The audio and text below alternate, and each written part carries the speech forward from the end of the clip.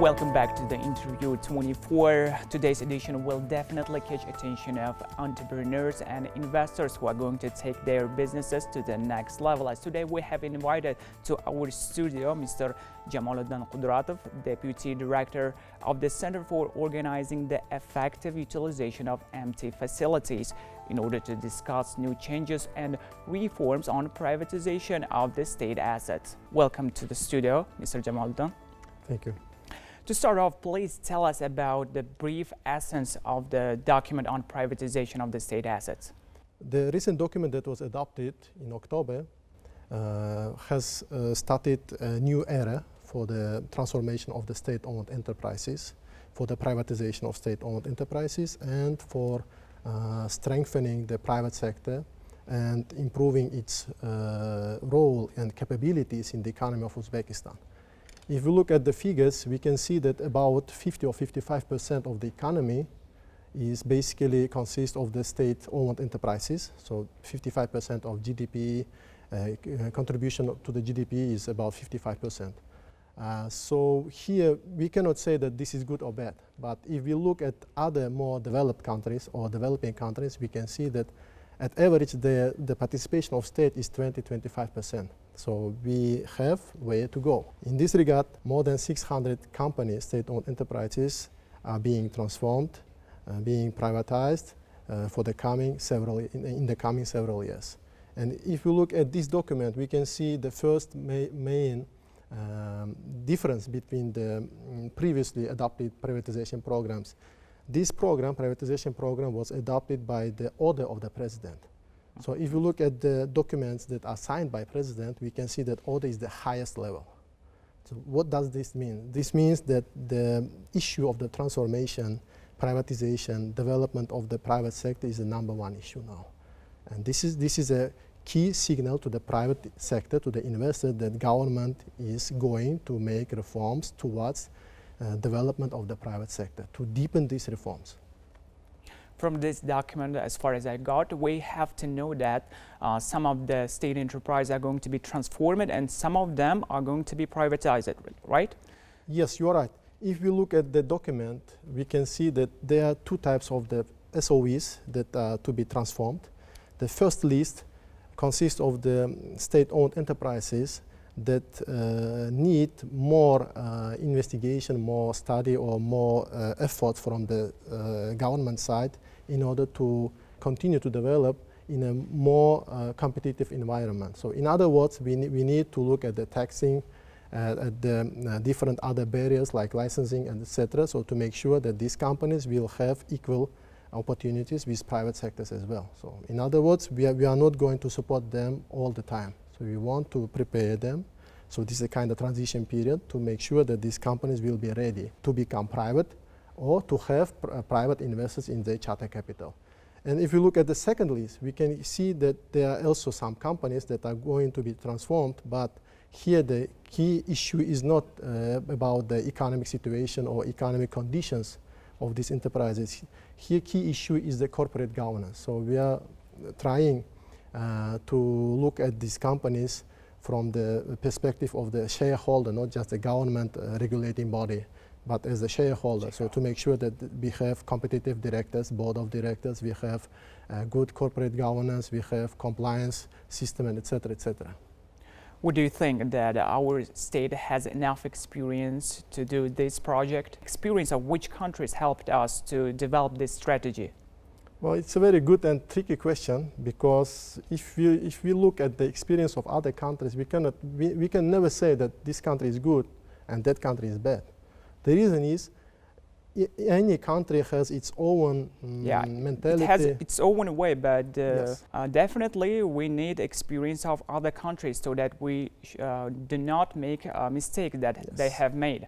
So is there a possibility that their experience in some way can be applied to Uzbekistan's situation?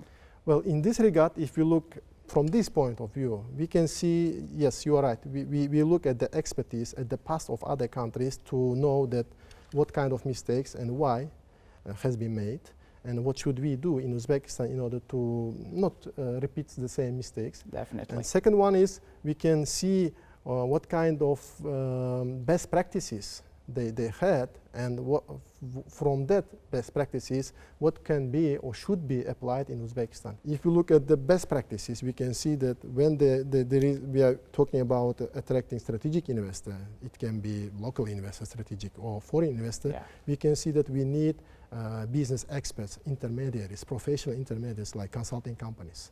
We need consulting company, a good law firm, for instance, that will help both seller, government of Uzbekistan, and the buyer, investor, to make a good contract, sustainable contract. We need a financial service company, for instance, maybe one of the big four companies, audit company, that will help us to transform the numbers of the state-owned Uzbek company into the international standard that can be understandable by the foreign investor. We need intermediaries, professionals that are good in this business. For instance, we are talking about the privatization, I don't know, maybe of the bank. We need a company that is good in this financial sector. So this company can advise us how to sell in a better conditions. At the same time, the presence of this company will send a good signal, a positive signal to the potential buyers that the deal, that transaction is going to be on an internationally adopted rules. In this regard, yes, we have studied the expertise, the path of privatization of different countries. For instance, Poland. The expertise of this Poland Republic, we can see that they have negotiated with three main actors of any transaction. The number one is employees of the company that is going to be privatized. Second one, the management of this company, because this management, the board of directors, they have been governing, they have been operating in this company. They knew all issues, best practices and bad practices of this company, so they can have a good knowledge that can be used for the transaction. And the third actor is trade union. So they address all of these three main actors, and all transaction ended with a sustainable result. This is the key point. Here again, we decided to work to go in the same way. Let's get back to the Uzbekistan situation, and could you tell us about the private sector development in stages? So in the first stage, we focused on the creation of this sector, private sector. So small sized companies, shops, malls, and other service companies like canteens, restaurants, they were privatized to the private sector. So private sector started from the very, very small amount. They gained the main power in the services. Then we have started privatization in the industries. For instance, light industry, from the textile companies, they have been privatized to the private sector. Some of them are operating very effectively, some of them haven't been so lucky than other companies. This is all because of the competition. Now what we are doing now, we are focusing on the big companies. So we are working on the transformation. At the same time, we have identified the companies that should be privatized by the individual approach. So this will be case-by-case situation, case-by-case privatization. And here we need strategic investors, the investors that are good in this market, that have necessary capabilities, ties, marketing knowledge, that can bring a new life to these state-owned companies. So it begs a question, for example, which of the state-owned enterprises are going to be transformed first? Which big enterprises? Well, we can see, if you look at the list, we can see that they are oil and gas companies. We can see institutions, designing institutions that are playing a key role in transforming, in running the economic reforms in the country. So such companies, for instance, Nawai oil mining company, for instance, or Al Malik mining company, they are big players, not just in Uzbek market, but also in the world market. Because if you look at the figures, you can see that Uzbekistan is one of the top countries that are exporting gold, for instance. Or we have a big resources of gas. So if you look at these companies, yes, we can see that these are big companies. They have several issues, and we need to address these issues case by case. And if you look at the companies that will be privatized broadly, without any individual approach, we can see that these companies are operating in spheres where we have a very high level of competition. In other words, private sector has already been involved in these sectors. For instance, if you look at the publishing, if you look at the mass media, just look at the numbers. If we are talking about the publishing companies, we can see that out of the 140 publishing companies, only 18 are state-owned. So the rest is already private. So no reason economically or other reason to hold these companies in the state property.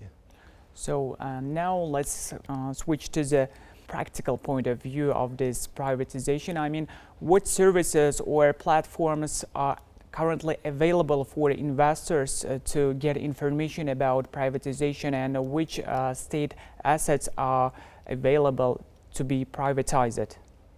We now created clinics on financial recovery of companies and privatization. But this clinic is not just for the privatization. This clinic is for the entrepreneurs. So if you're an entrepreneur, you can come to this clinic, or you can dial the short number 1082 and address your questions to the call center. So our specialists will write down your questions and you will receive the answers for your questions. You can ask any question. For instance, you want to start your new business. You can ask about the renting the empty facility, for instance. We can provide you information. This information is also available on the website of our agency, of the SAMA. Maybe you are already renting some office and you want to privatize it. We can give you a solution for this issue.